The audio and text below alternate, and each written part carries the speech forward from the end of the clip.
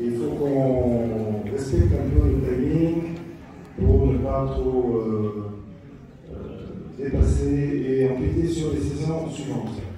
Donc on commence par la présentation de Dr Bassem Wissam, qui va nous parler des concepts de base de la correction chirurgicale de l'astigmatisme. À vous aussi. Merci, Monsieur le Président. Je vais parler des concepts de base de la mesure d'astigmatisme, de la valeur à programmer en cas de laser, comment agit le laser, les calculs avant laser, l'effet sur la keratométrie, de quoi dispose-t-on actuellement et les profitations dont on dispose. Pour mesurer l'astigmatisme, vous savez tous, je passe très rapidement, c'est par la keratométrie, la réfractométrie, la biométrie, la topographie et finalement la tomographie qui va donner des informations 3D à l'astigmatisme, surtout sa forme, la symétrie aussi pour pas, et l'astigmatisme antérieur et postérieur de la cornée. Il y a deux valeurs d'astigmatisme manifeste et tomographique. Le manifeste, c'est la valeur corrigée de l'astigmatisme nécessaire à l'œil pour une vision optimale et confortable. C'est nécessaire pour la correction optique par lunette ou par lentille. L'astigmatisme tomographique, lui, c'est la valeur corrigée obligatoire de l'astigmatisme pour une vision optimale, et c'est ce qu'on donnera à la machine en cas de traitement laser. L'astigmatisme est révélé à la première visite par sécologie ou par des examens par étapes. L'astigmatographie, il est donné par la carte de puissance par la carte tomographique de puissance réfractive cornéenne totale, ou tout simplement par la somme algébrique des valeurs antérieures et postérieures que donne le tomographe, comme ici par exemple le pentacam qui va donner ici la valeur de l'astigmatisme antérieure et la valeur de l'astigmatisme postérieure, et l'astigmatisme cornéenne, c'est la somme algébrique des deux valeurs. L'astigmatisme manifeste de tomographie peut être conforme, inverse ou oblique. En voici les définitions internationales actuelles. Il est important de raisonner toujours en cylindre négatif. Ce n'est pas sous l'effet de laser qu'on verra tout à l'heure. Ici, vous avez un plus 8 à 80 degrés, ça veut dire que c'est un moins 8 à 180. Ici, un plus 2 à plus 380, ça veut dire soit c'est un moins 3 à 90. Alors, quelle valeur programmée pour le laser? Je vous donne juste les principes à respecter. Ce sera l'apanage de l'atelier l'année prochaine sur l'astigmatisme. Alors, si vous avez un manifeste, un astigmatisme manifeste, qui est inférieur à l'astigmatisme tomographique, bien sûr, on va traiter le manifeste. Si vous avez que ce soit des astigmatismes réguliers ou irréguliers conformes, dans le cas où c'est un astigmatisme inverse, ça va de soi qu'on ne va pas inverser davantage l'astigmatisme tomographique, et on ne va pas non plus rendre l'astigmatisme tomographique conforme en astigmatisme inverse. C'est pour cela que si manifeste inférieur à tomographique, traiter manifeste. Si manifeste supérieur à tomographique, traiter le tomographique et compenser l'équivalence sphérique résiduelle sur le manifeste.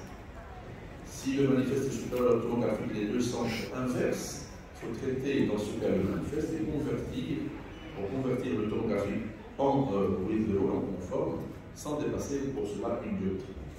Si les directions sont différentes, il faudra refaire l'examen, ajuster la valeur de l'astigmatisme à la meilleure acuité visuelle tout en ayant la plus petite valeur de l'astigmatisme et planifier parfois une reprise. Ça, l'astigmatisme est traité parce qu'il génère des halos et des aberrations optiques, vous le savez tous, mais comment va agir le laser? Le laser, lui, là j'ai trouvé dans mon cabinet une attestation qui date de 1994 où j'ai parlé de l'introduction au traitement de l'astigmatisme cornéen par photokeratométrie réfractive au laser excimer. En ce temps-là, ce qu'on faisait, c'est une ablation centrale cylindrique de la cornée. C'est ce que faisait le Nidec, lui. Mais le laser ne fonctionne pas comme ça. Pour un moins de 380 ml, normalement, on devrait dire que le laser va aplatir cet axe qui est cambré, le faire revenir sur la rétine, puis il va traiter la métropie sphérique résiduelle. Non, ça n'est pas le cas. Pourquoi on ne fait pas ce traitement, on fait plus ce traitement? Parce qu'il donne un shift hypermétropie, une consommation de tissu exagérée, un décentrement fréquent, une aberration optique fréquente et une réduction de l'effet laser en post-opératoire. Alors, ce que fait le laser, c'est le suivant. Pour un moins de 3 à 180, il va convertir le moins de 3 en plus 3 à 90 et il va rajouter les -3 pour le faire transposer. Comme cela, il va traiter, il va additionner deux effets, un traitement d'une sphère négative et d'un cylindre positif en périphérie. Ceci va économiser du tissu. Comme vous le voyez ici sur cette image en 3D, le centre, là, il va être moins ablaté, on aura moins de risque de décentrement, moins de risque de régression par l'apparition de la seule myopie au centre de la colonne. Pour un -3, -3, par exemple, on va décomposer ça en +3, -6, vous avez tout compris. Voilà, voici l'aspect post-opératoire et le profil d'ablation post-opératoire.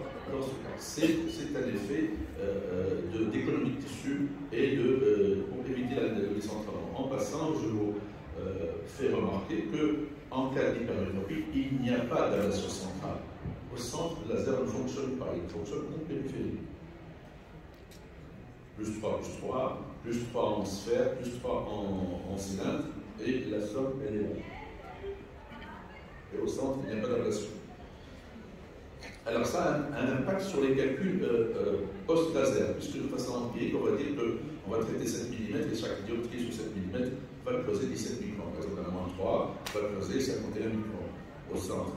Pareil pour un -3 180, donc et on va transposer en +3 un -3 et ça va donner toujours un 51 au centre.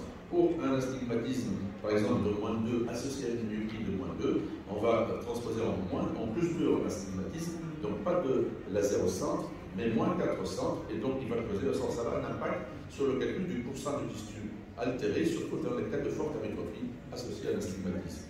Pour un +1, enfin un -3, donc ça fera un +3, -2, vous avez tout compris, bien sûr, ça donne une correction comme un -2, entre 34 microns au centre, et voici le profil d'ablation. Et pour la kératométrie, comment agit le laser pour traiter la kératométrie? Ben, c'est simple, puisqu'on transpose en positif, ben, il va combrer l'axe le plus là pour le ramener sur l'autre axe, et puis il va traiter la métropie. Donc, on sait que pour l'hypermétropie depuis une dioptrie, c'est 0,8 effet sur le laser, ça vous le savez. Pour l'hypermétropie, c'est un effet de 1,2. Et pour l'astigmatisme, on va convertir le cylindre, donc c'est ça qui le fait automatiquement. Modifier le cap là, c'est-à-dire combrer le cap là et appliquer le négatif sur les deux cas, sans pour autant dépasser de valeurs seuil de 49 et 34. Vous le savez très bien, quand on dépasse ces valeurs, on a de fortes aberrations sphériques et post-opératoires. Pour un -3, donc, il va agir sur les deux cas, 6 cas en même temps, il va les aplatir. Le +2, il va les combrer de la même manière, les deux 6 cas en même temps. Pour un astigmatisme, par exemple, de -3 avec une myopie de -2, donc c'est un +3, -5, oui c'est ça. Donc, il va corriger la sigma, le moins disant ici, donc il va le rendre, de 41,50 à 51, à 45,1, et puis il va corriger la myopie résiduelle, -5, donc ça donnera, vous voyez bien que en post-opératoire, les deux kératométries sont à peu près égales, donc il y a eu un traitement de l'astigmatisme. Par exemple, ici, pour un astigmatisme de -3, vous avez tout deviné, je passe, donc ça donne une kératométrie résiduelle qui est calculable en préopératoire. Pour ne pas aller au-delà des 34 et 49 dioptries. Alors, que fait le laser? Qu'est-ce que nous dispose de la kératométrie astigmatique ou astigmatique-kératométrie, de l'incision relaxante, des anneaux, de la carte lavellaire et de la correction par laser, externe, l'azipopécaire. Pour la kératométrie astigmatique, c'est ce qu'on faisait avant. Donc, je passe un cylindre qui donne beaucoup de régression, beaucoup de halo et beaucoup d'effets négatifs pour la cornée. Les incisions relaxantes, que ce soit petites ou grandes, elles sont très utilisées en matière de chirurgie latérale et actuellement elles sont améliorées par l'avènement de du laser femtoseconde qui va pouvoir nous permettre de réaliser ces incisions sans toucher ni l'épithélium ni l'endothélium, et certains se sont amusés à donner des non-opéras pour le laser femtoseconde en fonction de l'astigmatisme résiduel post-opératoire de cataracte pour le traiter en étant à 20% au-dessus de l'endothélium et à 20% d'épaisseur en dessous de l'épithélium. Pour les incisions relaxantes, d'autres nomogrammes en fonction de l'âge pour les cataractes post-opératoires, ça vient d'être publié. Et puis il y a des sites qui permettent de faire ces calculs. comme ici, je la cite, calcul online, pour l'astigmatisme et pour les incisions à faire en post-opératoire ou en péropératoire de cataracte ou d'autres chirurgies pour traiter l'astigmatisme. Voici un nomogramme pour 22 secondes pour l'astigmatisme après greffe de cornée. Pour les anneaux intracornéens, sachez que selon la loi de Barker, quand vous mettez, vous la connaissez, vous pouvez aplatir la cornée si vous enlevez une partie au centre, ou bien si vous insérez des implants tout autour de cette zone aplatie. C'est l'effet des anneaux. Cet effet d'anneau qui dépend du diamètre et de la l'épaisseur du dispositif va agir sur l'axe le plus cambré et va l'aplatir. Et ça se fait dans le temps, pas tout de suite. Pas tout de suite dans le temps, parce que l'anneau va créer ce qu'on appelle un retournement. Il ne va pas rester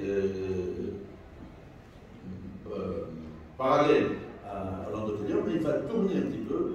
Il va, je ne sais pas le mot français, mais je trouve l'anglais, il sera skewed.